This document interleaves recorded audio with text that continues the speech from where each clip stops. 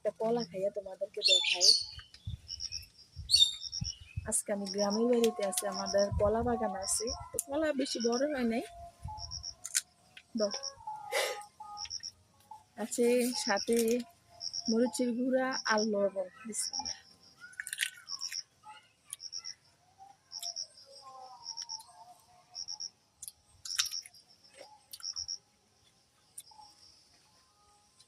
এগুলো সাগর কলা খাবে মো,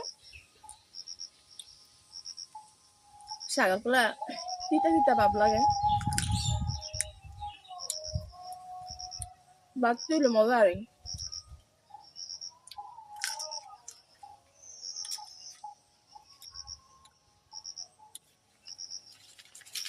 অনেক ভালো লাগলো।